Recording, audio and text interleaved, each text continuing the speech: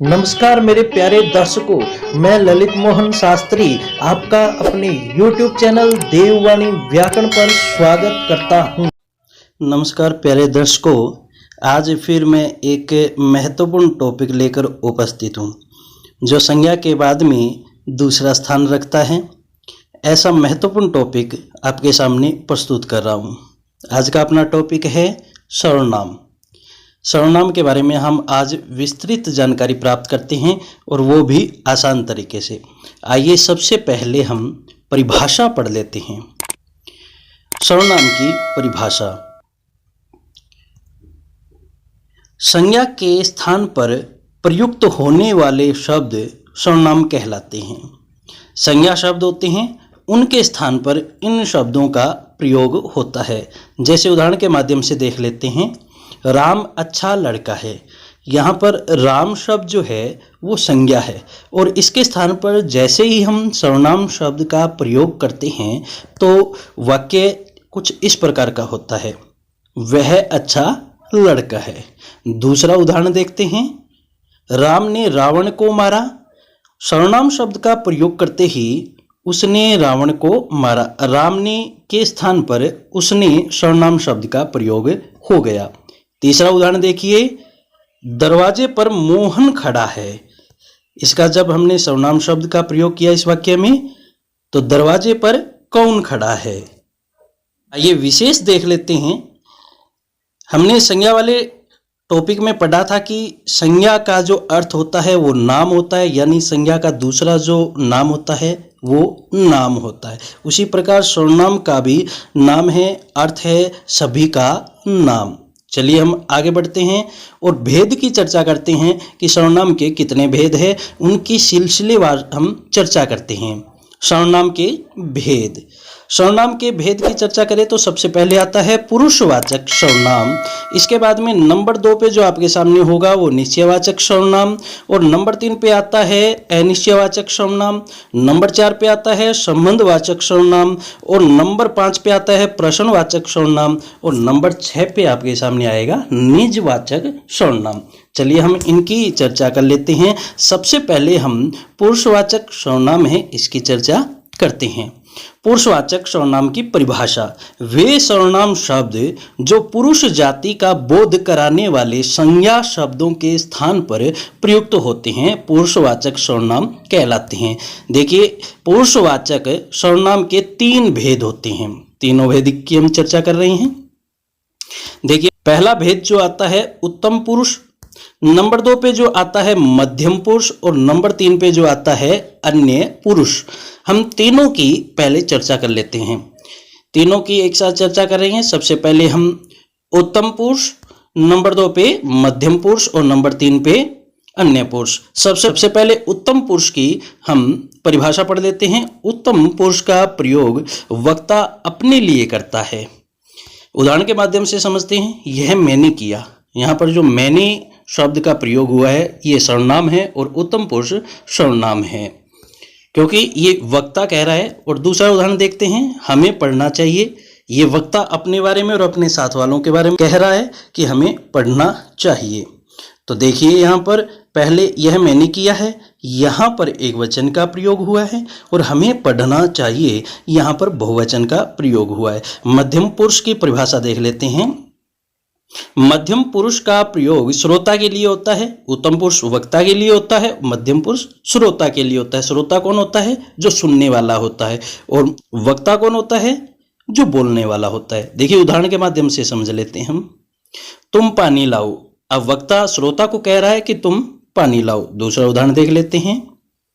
क्या तुम सब घर जा रहे हो? यहाँ पर तुम सब बहुवचन के रूप में मध्यम पुरुष का प्रयोग हुआ है, यानी श्रोता का प्रयोग हुआ है। आइए अन्य पुरुष की हम परिभाषा पढ़ लेते हैं। अन्य पुरुष का प्रयोग वक्ता व श्रोता को छोड़कर अन्य व्यक्ति के लिए होता है। उदाहरण के माध्यम से जानते हम। वह खाना बना रही है। यह ना तो वक्ता के लिए प्रयोग हुआ है ना श्रोता के लिए, किसी तीसरे के बारे में इसका प्रयोग हुआ है। वह खाना बना रही। बहुवचन में प्रयोग देखते हैं। वे खेल रही हैं, यहाँ पर बहुवचन के रूप में वे सर्वनाम शब्द का प्रयोग हुआ। चलिए आगे बढ़ते हैं।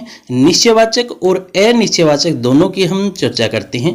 निश्चयवाचक और अनिश्चयवाचक, देखिए परिभाषा देख लेते हैं। जिन सर्वनाम शब्दों से किसी निश्चित व्यक्ति, वस्तु व घटना का बोध हो वह निश्चयवाचक सर्वनाम कहलाता है। उदाहरण देखते हैं। यह मोहन का घर है। ध्यान रहे यहाँ पर यह का जो प्रयोग हुआ है वो किसके लिए है, मोहन के लिए है या घर के लिए। तो यहाँ पर यह का प्रयोग घर के लिए है। यदि घर से पहले यह का प्रयोग होता तो यहाँ पर सार्वनामिक विशेषण हो जाता, क्योंकि सर्वनाम का जब जिस संज्ञा शब्द के लिए प्रयोग होता है यदि उससे तुरंत पहले सर्वनाम शब्द आ जाए तो वहां पर सार्वनामिक विशेषण हो जाता है। दूसरा उदाहरण देखिए। वह राम की गाड़ी है। यहाँ पर वह शब्द का प्रयोग जो है वो गाड़ी के लिए हुआ है, तो यहाँ पर वह शब्द जो है निश्चयवाचक सर्वनाम हो जाता है। यदि वह के तुरंत बाद गाड़ी शब्द होता तो यहाँ पर सार्वनामिक विशेषण हो जाता। अनिश्चयवाचक की चर्चा करते हैं। निश्चयवाचक में क्या होता है, निश्चित होता है तो निश्चयवाचक और निश्चित न हो तो अनिश्चयवाचक। जिन सर्वनाम शब्दों से किसी निश्चित व्यक्ति, वस्तु व घटना का बोध न हो वह अनिश्चयवाचक सर्वनाम कहलाता है। देखिए उदाहरण देखते हैं। चाय में कुछ गिर गया। चाय में कुछ गिर गया है, हमें नहीं पता क्या गिरा है, निश्चित नहीं है, इसलिए अनिश्चयवाचक सर्वनाम है कुछ शब्द। अब दूसरा उदाहरण देखिए। बाहर कोई खड़ा है। कोई खड़ा जरूर है लेकिन हमें नहीं पता कौन खड़ा है, तो यहाँ पर अनिश्चयवाचक सर्वनाम हो जाता है। एक उदाहरण और है। वह गाड़ी राम की है, जो अभी अभी हमने चर्चा की थी विशेषण के बारे में। तो वह गाड़ी राम की है, यहाँ पर थोड़ा सा परिवर्तन किया। पदों का परिवर्तन होने के बाद यहाँ पर वाक्य के अंदर जो शब्द है उनका परिचय भी बदल गया है। वह गाड़ी राम की है, यहाँ पर वह का प्रयोग गाड़ी के लिए हुआ है और गाड़ी संज्ञा शब्द है और संज्ञा से तुरंत पहले वह सर्वनाम शब्द आ गया, तो यहाँ पर ये विशेषण बन जाता है। क्या बन जाता है यहाँ पर ये विशेषण बन जाता है। चलिए आगे बढ़ते हैं। आगे हम चर्चा करते हैं संबंधवाचक की और प्रश्नवाचक की। संबंधवाचक की हम परिभाषा पढ़ लेते हैं। वे सर्वनाम शब्द जिनका प्रयोग साथ में आए किसी अन्य उपवाक्य में प्रयुक्त संज्ञा या सर्वनाम से संबंध बताते हैं संबंधवाचक सर्वनाम कहलाते हैं।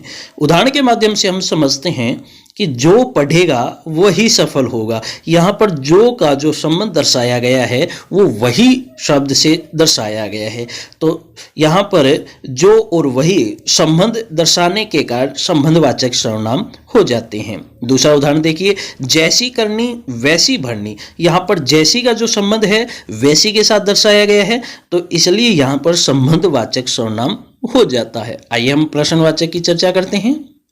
जिन सर्वनाम शब्दों का प्रयोग प्रश्न पूछने के लिए होता है वे प्रश्नवाचक सर्वनाम कहलाते हैं।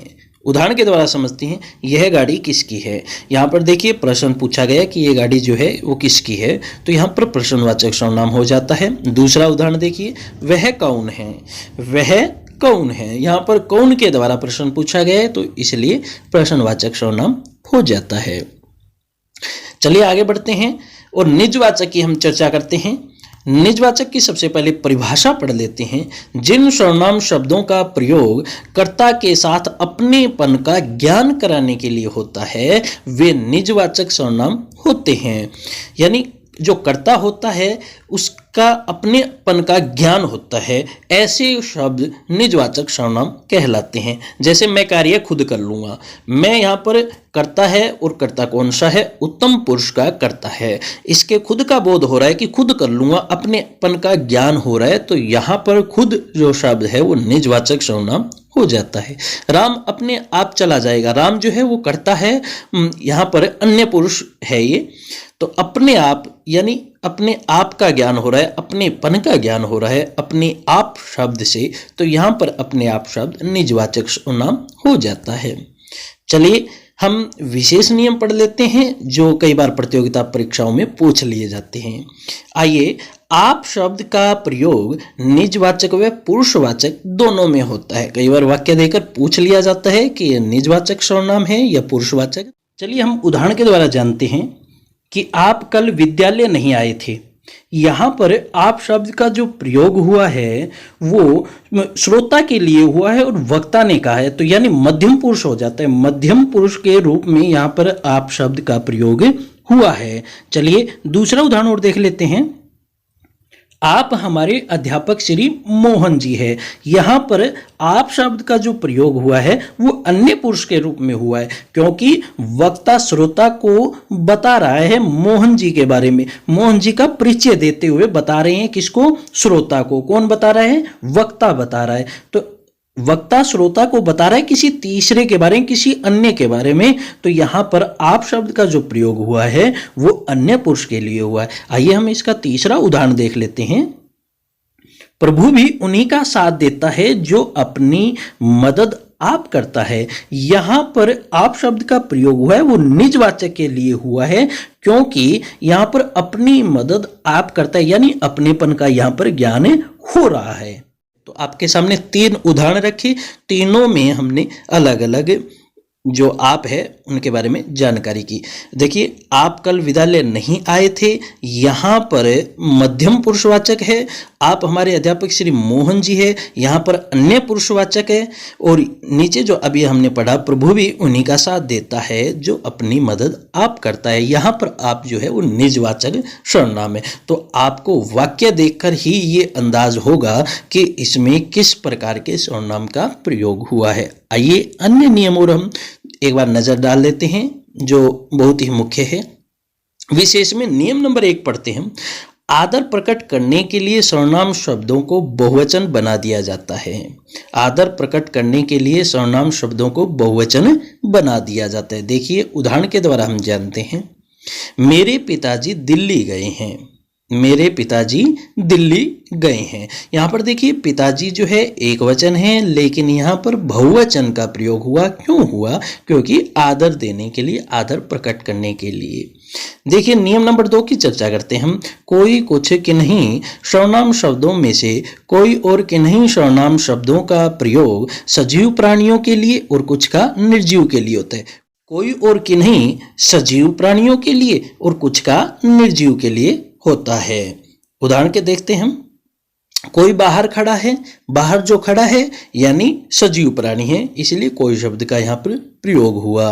दूसरा उदाहरण देखिए। वहां कुछ पुस्तकें हैं, तो पुस्तकें निर्जीव होती है, इसलिए कुछ शब्द का प्रयोग हुआ। और कुछ क्या है? यहाँ पे सर्वनाम है। चलिए आगे बढ़ते हैं।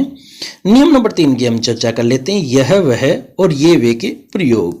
तो देखिए उदाहरण के द्वारा हम समझते हैं। जो परिश्रम करता है वह सफल होता है। यहाँ पर संबंधवाचक सर्वनाम का प्रयोग है। वह जो है संबंधवाचक, क्योंकि संबंधवाचक क्यों है? क्योंकि जो के साथ इसका संबंध दर्शाया गया है।